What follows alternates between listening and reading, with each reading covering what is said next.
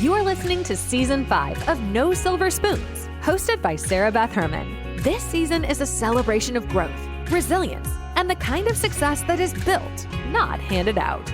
Sarah Beth is a 5-time CEO, a leader who teaches others how to scale, move through self-doubt, and use the power of neuroplasticity to change their lives and their businesses. She created No Silver Spoons to remind you that no one rises alone. Every episode in this season brings real stories, honest lessons, and the journey behind becoming the kind of entrepreneur who refuses to quit. You will also notice that many episodes come in series, so when you find one that speaks to you, stay with it. A lot of these episodes also include digital downloads that help you keep growing, and you can find those in the show notes. Welcome to Season 5. There is so much to celebrate. So without any further ado, here's your host, Sarah Beth Herman. If dentistry feels heavier than it used to, it's not because you forgot how to lead. It's because the industry you learned to lead in no longer exists.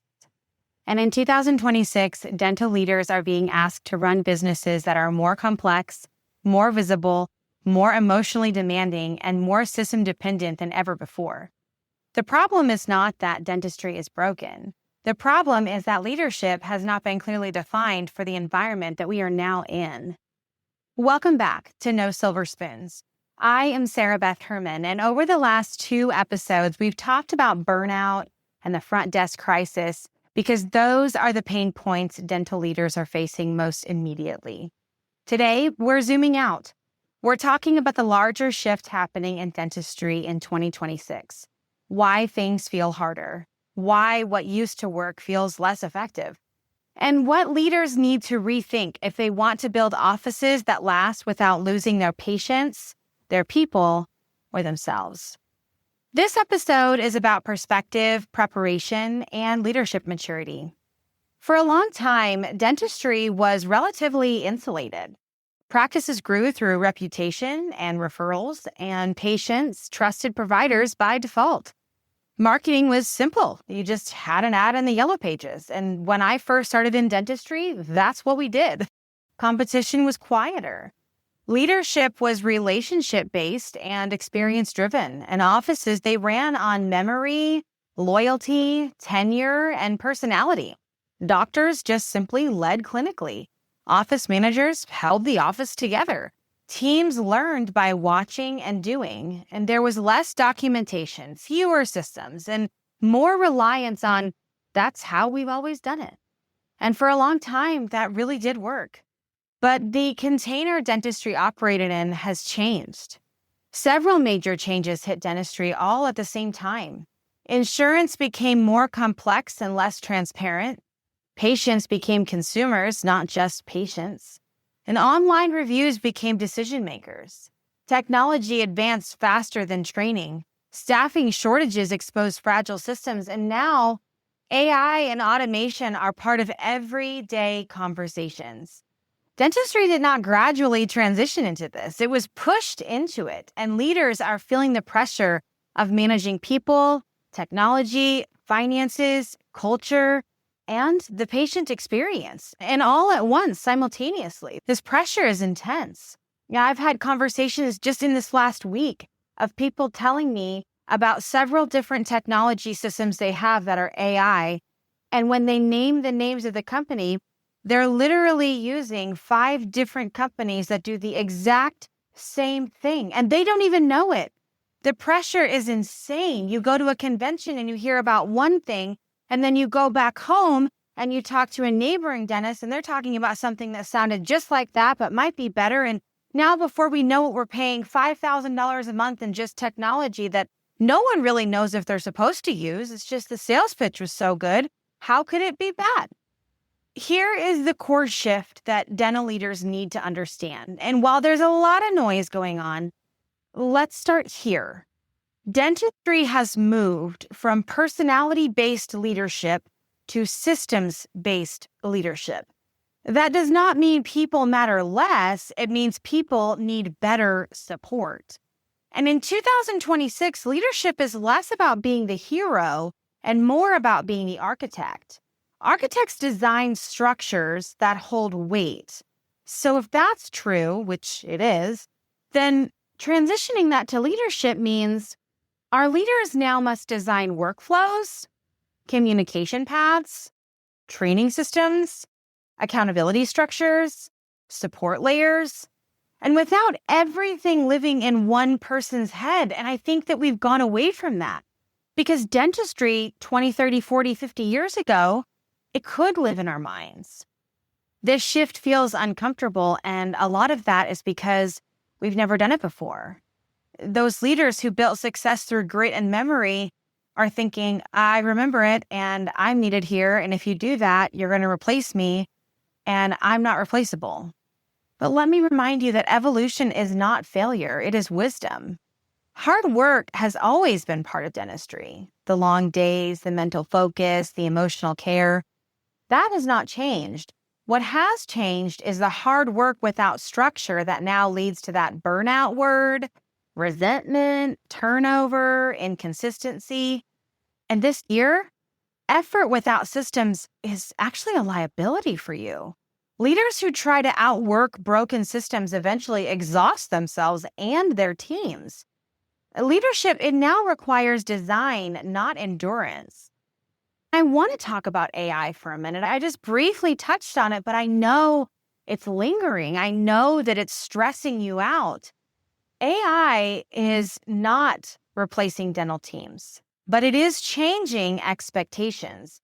And I want you to be very cautious when you decide to implement anything AI related. Now, there is a time and a place for AI, but sometimes the place we put AI, it's not the time and it's not the place.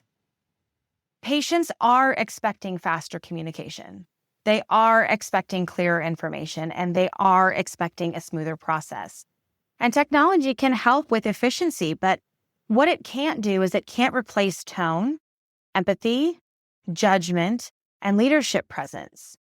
When we hand off AI to just do these things that very much so are dependent on people right now because we think it's smarter, we think it can handle it without us actually testing it, we hit a brick wall. And I cannot tell you the number of dental practices that I speak with on a weekly basis who have tried AI for insurance eligibility verification or dental billing, and it is a colossal mess. I can tell you firsthand, I have partnered with nearly every single AI established technology company for billing and eligibility, and not one of them work 100% of the time. Not one of them have accuracy 100% of the time. Not one of them knows the little nuances and the changes and the things that should be paid attention to for the most efficient billing, the most seamless patient experience, the smoothest process, the clearest bit of information, the faster communication. They just don't support it. Human support matters now more than ever. And offices that will thrive are the ones that are using technology to support humans, not to replace them. This isn't a podcast episode to say that AI doesn't work, or that it won't work, or that it needs to replace humans. No, I think there is a time and a place for it, and I think there are ways it can support us. But I think that relying on it 100% and omitting the human aspect is where we're starting to go wrong, and I'm seeing more and more issues with this.